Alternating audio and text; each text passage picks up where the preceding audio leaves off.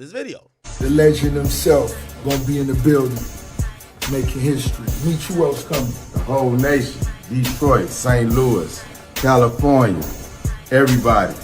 Atlanta, Georgia, ATL, stand up. Woo.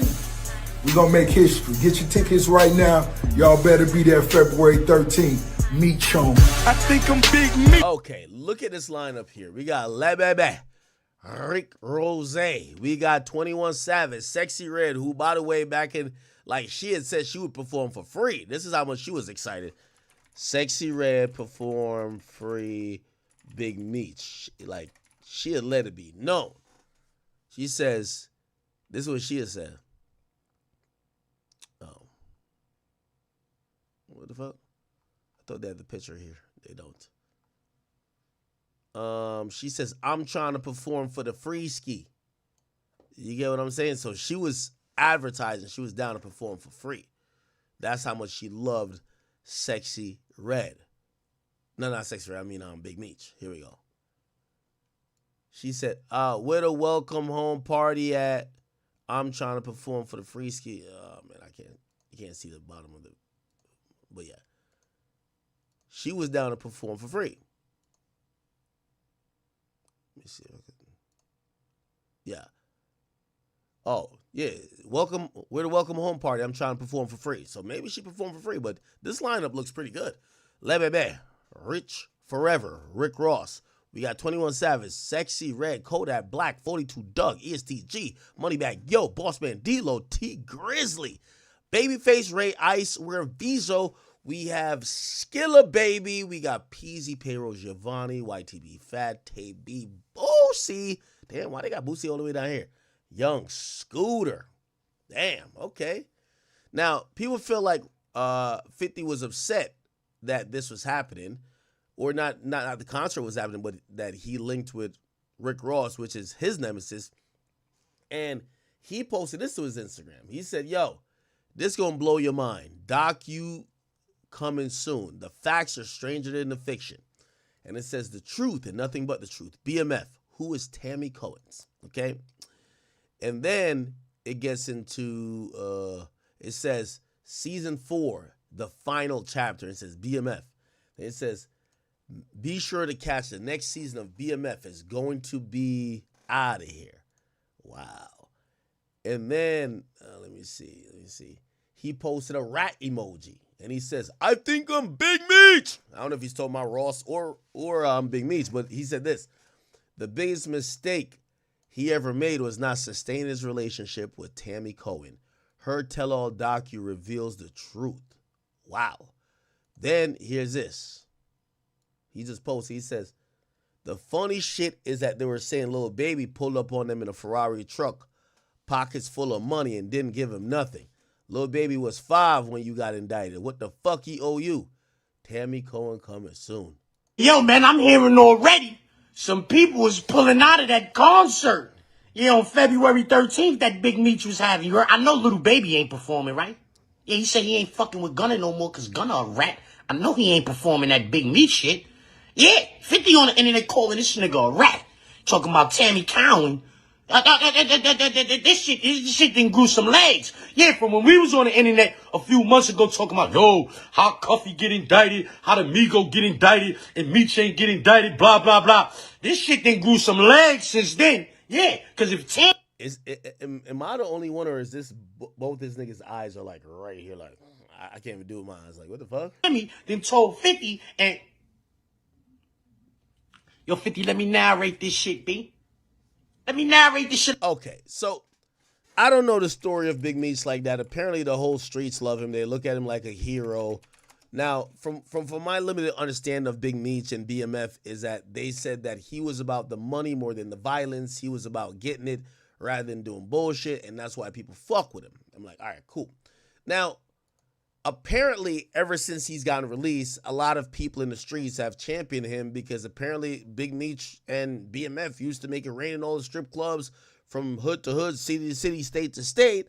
And a lot of people are happy that he's home, but some people are saying, no, this he's a rat too. And they're calling him a rat, or they're saying it's some funny shit with him because some person named Tammy Cohen's. Now that's what 50's talking about. Let's try to Google it. Tammy Cohen's. Let's see.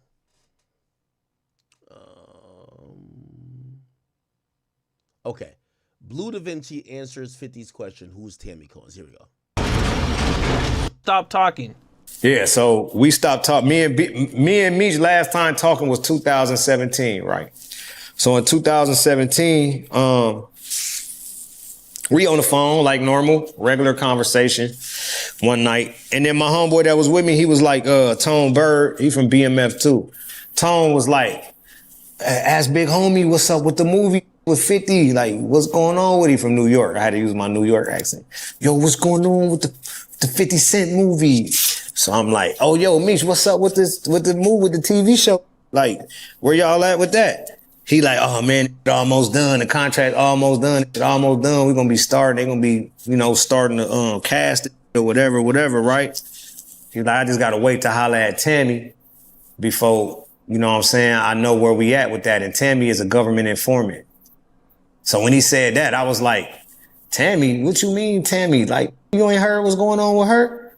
And they were like, shit, nigga, I heard some shit, but whatever it is, that shit ain't got shit to do with me. And he was like, man, I'm gonna hit you back. I'm like, all right, that's the last time I ever talked to him. Next time I talk, I ain't even talked to him. Okay, so let me try to simplify this for the people who might be like, yo, bro, what the fuck are we talking about? So Big Meech, this heralded street legend, this and third, there's now coming out these like rumors that maybe he was, like cooperating, but he didn't cooperate. But people feel like, so what happens is that he gave the rights to like the BMF empire to some woman named Tammy Cohen's, right? Apparently he was fucking her. I don't know, who knows, right? Now, what happened is that when his case was continuing, there was somebody who testified and would have supposedly, quote unquote, snitched.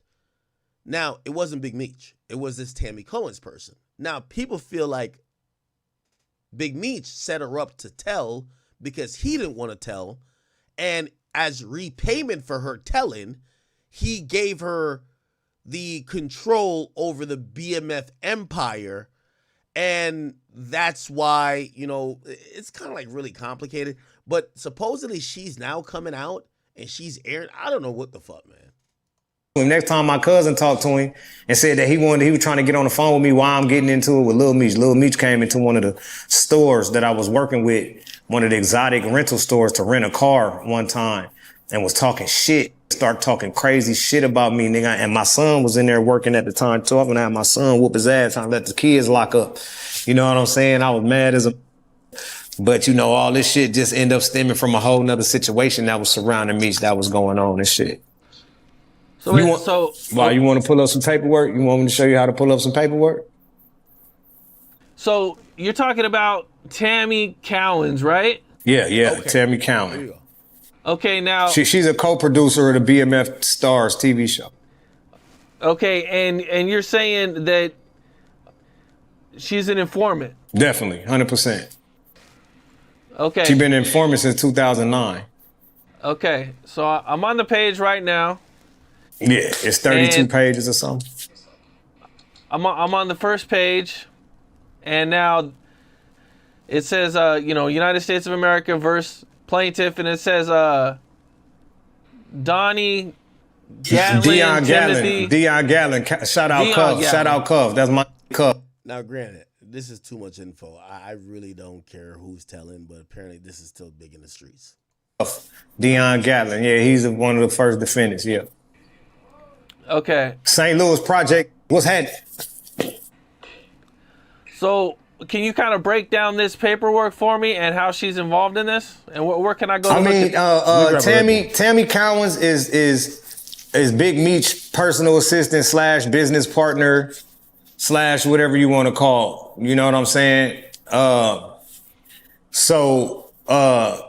Basically she became the owner of what Meech has as BMF Entertainment, his company from prison.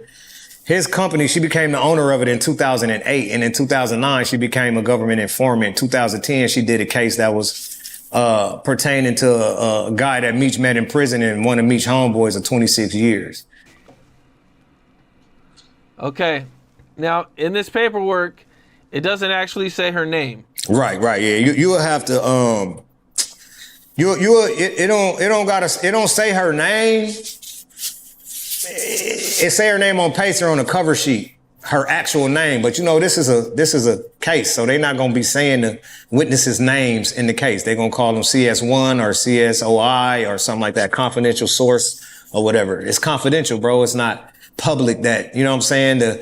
The snitch on the case is not public. You feel me? Until maybe after the case and the people was put away in prison and they out of government hiding and all that shit, and then you get some paperwork and then you might see it. Outside of that, you got to be tapped in. You got to have that pacer. Got to be able to pull cover sheets and shit like that. But when people read the affidavit, it explains to you exactly who she is. And then when people follow or know, or once you get to understand this situation, then you'll get to see exactly who Tammy Cohen is. Okay, I'm gonna read a little part of it real quick, man. It says CS1's relationship with Flannery, Suarez, and Gatling. When CSI became a DA informant, CSI. All right, man. This is where Wack 100 comes in. Wack 100 talks Big Meech. Chat, we'll call Wack tomorrow or something like that. Not today. Oh, you didn't know? I got the content. Right, so get your tickets right now. And was messing with Supreme. Understand how 50 worked though.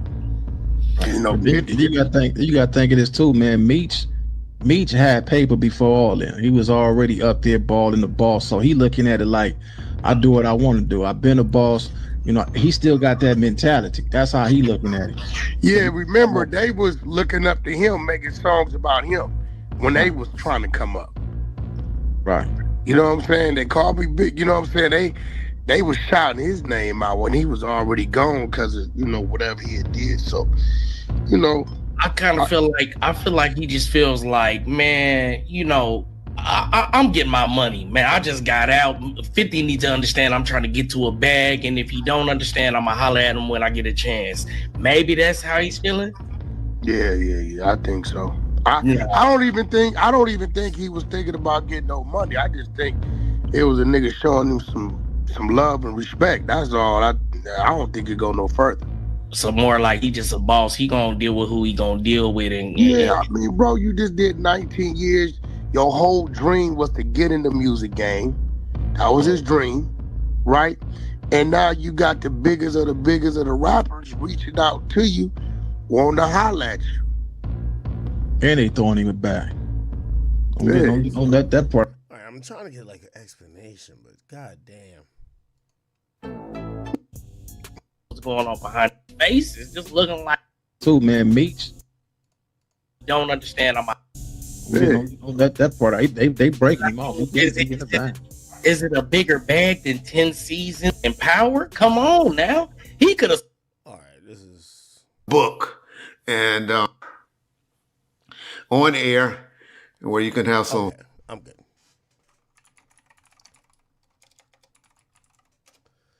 All right. Let me see what else.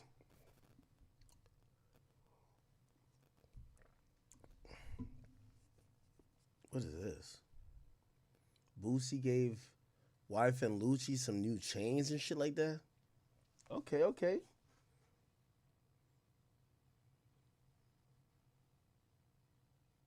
Kanye wants to fuck Kamala. Oh, this is a good debate. So, did y'all see this? So, Central C claims he made Nike Techs, like he probably influenced Nike Techs. Central C. Here we go.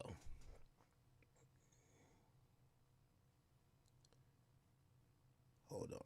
So in a video, win it, but at the same time, I like to think that man put like a lot of man onto the Nike Tech thing.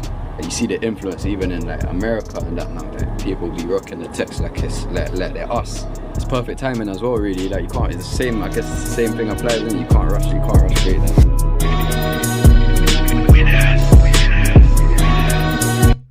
Okay. So essentially, He said the Nike text, he feel like he's inspired, that he feels like people in the States fuck with.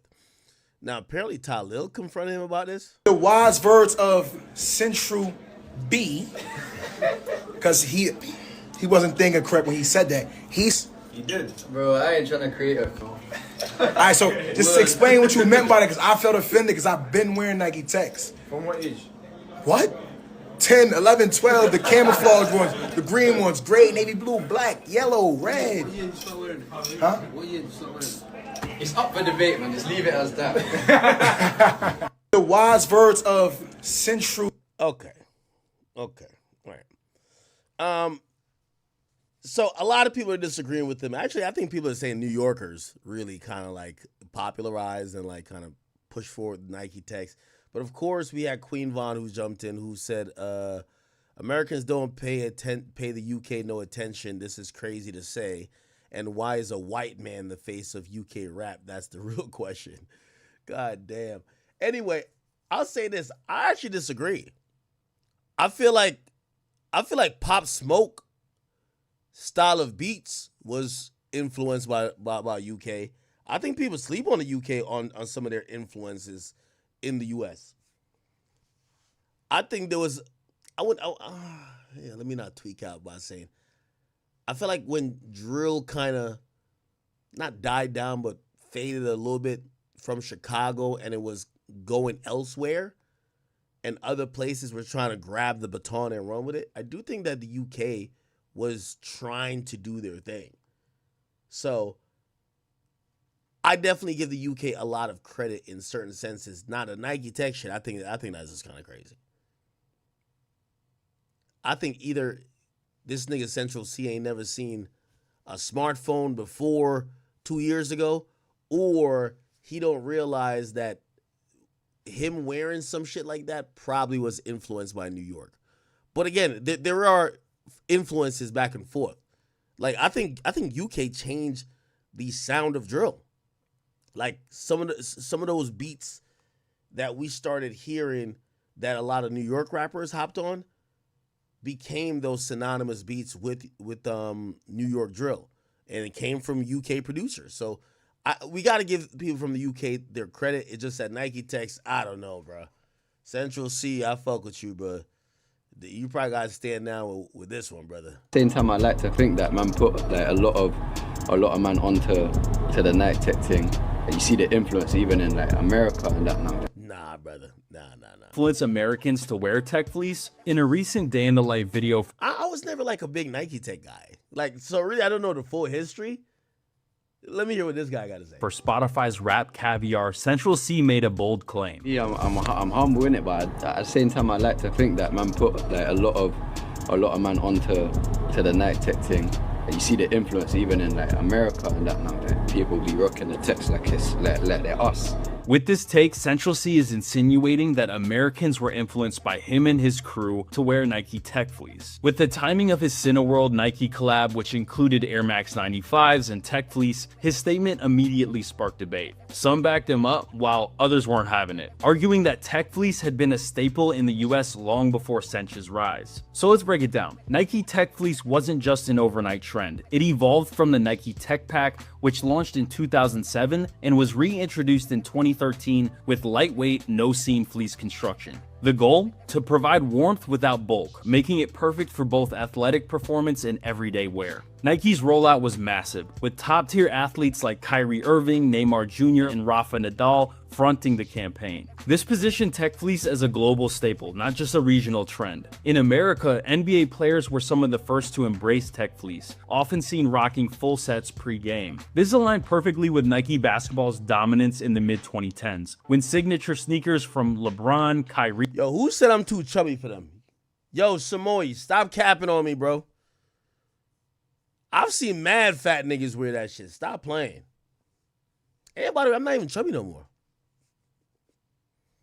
Chat, you know the compliment I get the most? Like, oh, the other day me and Vlad, we went out to some restaurant in New York City. And mad people was asking for pictures and shit. And I ain't gonna lie, they all said, they're like, bro, you're skinnier in person. It's like my new compliment. You're skinnier in person. I don't know why niggas think like I look like a whale. Like, niggas really do think I look like a whole whale, bro. And KD were at their peak. The mix of on-court performance and off-court style made Tech Fleece a natural extension of the era's fashion. Hip-hop followed soon after, making Tech Fleece a staple in everyday wear for men. Which rapper would you give, like, real credit to? Wabi?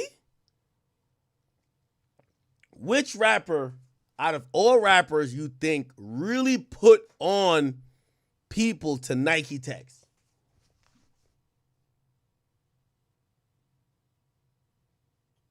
Who? Somebody said Central C made it a trend? Nah, bro. I ain't gonna lie to you. Bro, okay, what year are you talking about if you're saying Central C?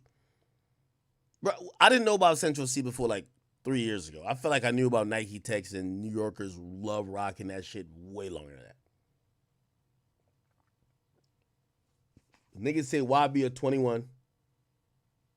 I'll give it a YB. Pooh Shiesty? Nah, we really gave Pooh Shiesty the Shiesties already, bro. We can't give him like too many shit. Soulja Boy? Actually, a few people are saying Soulja Boy. Somebody says, well, UK drill made it a trend. Okay, here's the thing.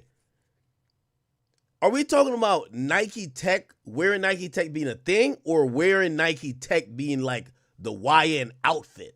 Because these days, it is the YN outfit. Like, yo, young niggas be rocking that shit a lot.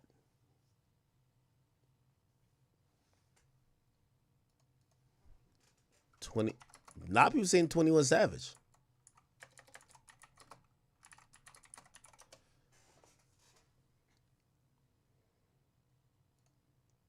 We got to go back to old.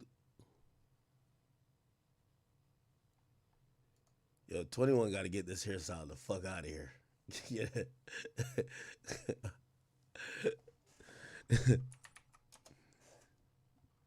Let me see. 21 Savage, Nike Tech. Maybe he's the one who put niggas on.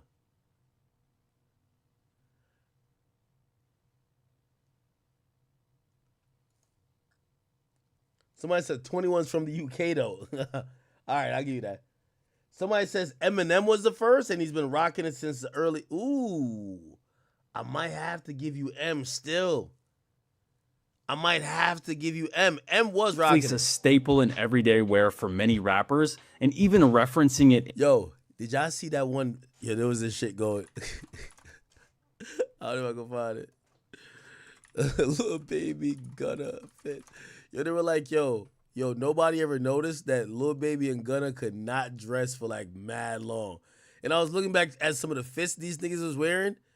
Them shits was trash.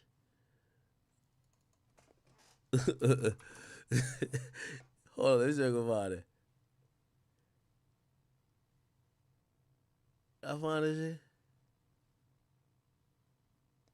Them niggas used to dress crazy.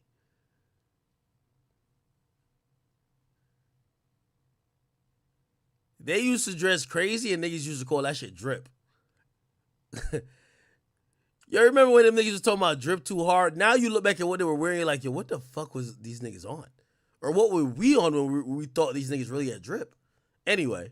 In lyrics. By the late 2010s, Tech Fleece had become an essential piece in streetwear and hip-hop culture. But to be fair, the UK has its own long-standing relationship. I'm not gonna lie, bro. Rick Ross, 50 Cent. I always knew that they were beefing, you feel me?